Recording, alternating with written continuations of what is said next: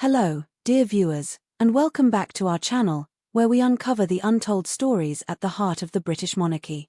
Today, we delve into a narrative woven with immense pressure, relentless duty, and the very human struggle against an invisible enemy. What secret battles are being fought behind palace walls, shaping the fate of a nation? Born in 1948, under the crushing, almost unimaginable weight of royal expectations, Charles, from his very first breath, was destined for a life unlike any other. His singular status as the direct heir to Queen Elizabeth II meant he never truly knew an ordinary existence. Instead, he was, quite literally, smitten with a profound sense of purpose, a part of himself consumed by the monarchy, and by extension, by the entire watchful world. From his earliest years, Charles was a man always preparing, always waiting, for a role that few could ever comprehend. His life became a meticulously curated tapestry of public duty, official engagements, and a constant, unwavering gaze from millions.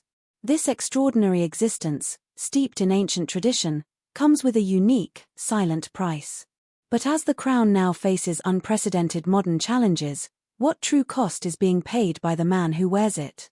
Unfortunately, more than a year after he was first diagnosed with cancer, King Charles is still undergoing treatment, a battle he continues to fight with a quiet, resolute determination.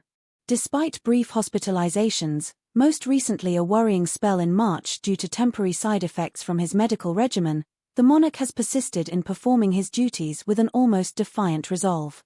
Yet, behind the gleaming public facade, away from the cameras and the cheering crowds, his actions reportedly leave Catherine and William deeply, profoundly worried. They question whether he is pushing himself too far, perhaps endangering his delicate recovery in a desperate bid to maintain the illusion of absolute stability. Could this quiet sacrifice inadvertently lead to a greater, unforeseen crisis for the crown? In recent months, as the king's health challenges have unfolded, the Prince of Wales has noticeably intensified his public presence, stepping up to become an increasingly key, indispensable figure within the very fabric of the monarchy. Princess Catherine, too, has demonstrated extraordinary fortitude, resuming her demanding protocol duties despite also bravely battling cancer herself, from which she is still recovering. This is not merely a difficult period. Palace sources describe the situation as gravely serious. And according to certain reports, fueled by whispers from within medical circles, there's a chilling estimation: the monarch, facing such formidable health hurdles, could have at most 1 year left to live. This prognosis, if true, introduces an urgent, almost desperate, new dynamic into the heart of the royal family. A ticking clock unseen, a burden almost unbearable. The Wales are reportedly consumed by worry, deeply concerned that King Charles is taking on far too much, potentially jeopardizing his recovery in a quest to project an image of steadfastness. Their concern grows palpably as they witness him strive to maintain a demanding schedule, filled with public appearances and official duties, despite the evident fragility of his health.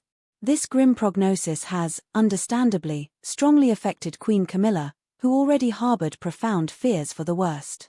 She finds herself caught in an agonizing bind, a dilemma that no consort could ever truly prepare for. Yet, in the face of such dire possibilities, King Charles III has made a momentous, resolute decision. He has chosen to continue his reign, explicitly ruling out abdication in favor of his son, Prince William. This deeply personal choice, made at a moment of immense vulnerability, has only intensified the emotional burden on the Queen, rendering it almost unbearable. Sources reveal that she is torn, agonizingly so, between her unwavering royal obligations to the crown and the raw, unyielding fear of imminently losing her beloved husband, the king. The actions of King Charles, his stoic insistence on duty, leave Catherine, William, and Camilla constantly on edge, their days defined by pervasive worry over his fragile state. What immense pressure must bear down on the shoulders of a monarch facing such a profound, personal battle. Earlier this year, in a move that shocked medical advisors and sparked significant private debate, the monarch is said to have chosen Gerson therapy, a non-conventional treatment method. This therapy, notably, lacks robust scientific backing and is widely considered high risk by mainstream medical experts across the globe. According to palace insiders, the king's highly personal, yet profoundly controversial, decision was driven by the excruciatingly difficult side effects he reportedly experienced during conventional chemotherapy. The Jerson method, a notoriously demanding regimen, includes daily coffee enemas, up to 13 organic juices per day, and a complex mix of supplements, including B12 injections and cod liver oil. Though deeply personal, this drastic move has unequivocally alarmed medical advisors, not only within the royal household but also across the broader medical community. It has raised profound questions about the treatment's actual safety, its dubious efficacy, and its considerable financial cost. Medical professionals have long criticized Jerson therapy for its complete lack of clinical validation, its experimental nature, and its potential to cause harm. Its expensive nature and highly invasive practices have only fueled widespread controversy, both within and outside the medical establishment. Charles's unwavering insistence on continuing with this unconventional regimen, despite the overwhelming medical concerns voiced by those around him, has reportedly unsettled courtiers and family members alike. They grapple with the monarch's resolve versus the advice of modern medicine. So far, Buckingham Palace, maintaining its characteristic silence on private medical matters, has not issued a formal statement regarding any decision to end conventional chemotherapy, leaving a veil of mystery around the king's true treatment path. The king is said to be continuing his new, highly personal treatment in private, a solitary battle fought away from the public eye, while maintaining only minimal royal duties under exceptionally close medical supervision. This quiet withdrawal from the full glare of public life paints a vivid picture of a monarch grappling with profound personal challenges. But how long can such a demanding and unconventional regimen truly sustain the rigorous demands of kingship? The weight of a crown is never truly lifted, even in times of deepest personal struggle. The recent, strategically poignant trip of King Charles III to Canada has captivated both British and Canadian media, shedding vital light on his unwavering, almost defiant, commitment to his royal duties despite the profound health challenges he continues to face. Accompanied by Queen Camilla, his visit has been widely interpreted as a purposeful gesture, reflecting both immense personal strength and resolute determination during this undeniably difficult period for the monarchy. His efforts during this whirlwind tour have been universally praised, with many acknowledging his unwavering dedication during a particularly challenging and uncertain time for the nation. Renowned royal expert Jenny Bond commented eloquently on the immense significance of the trip, noting the critical importance of his visit, particularly considering his ongoing and visibly debilitating illness. At the solemn opening of the Canadian Parliament, the King delivered a powerful speech that garnered widespread praise and an enthusiastic ovation. In a subtly significant diplomatic move, he deliberately avoided any direct mention of President Donald Trump, whose recent rhetoric has caused unease in Ottawa. Instead, he made a pointed and highly symbolic reference to Canada as a strong and free country, a remark that resonated deeply with the audience and underscored the enduring ties of the Commonwealth. The author of the official report highlighted the profound commitment shown by Charles in undertaking the transatlantic journey solely for this important address, dramatically calling it the whirlwind tour that put an end to all whirlwind tours.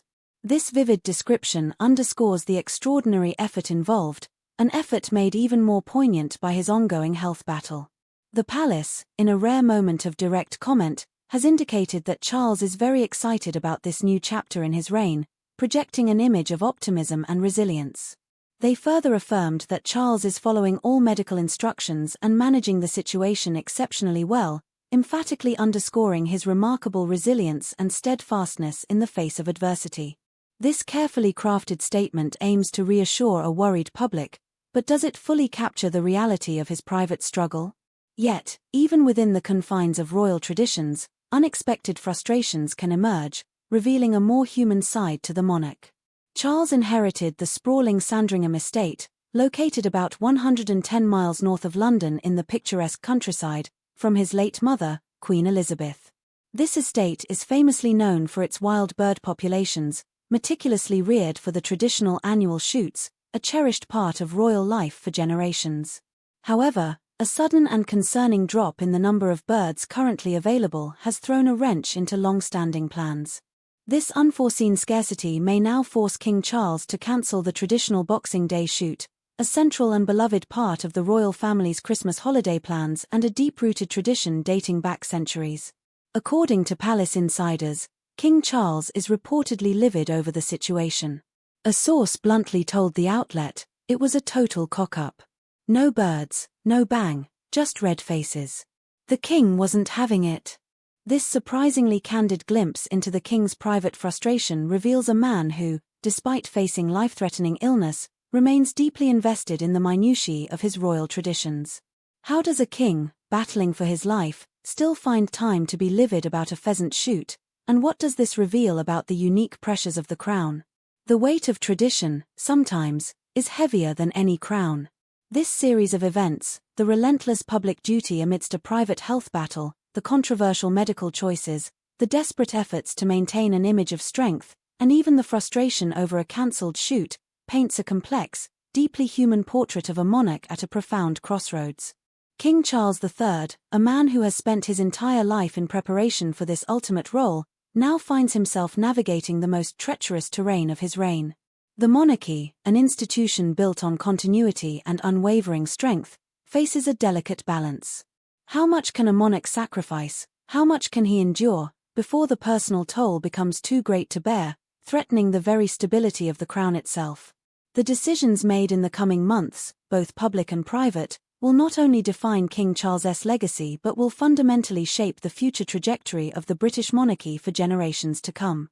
Will this period be remembered as a mere royal rerun of past struggles, or the dawn of a truly new era, forged in the crucible of unprecedented challenge?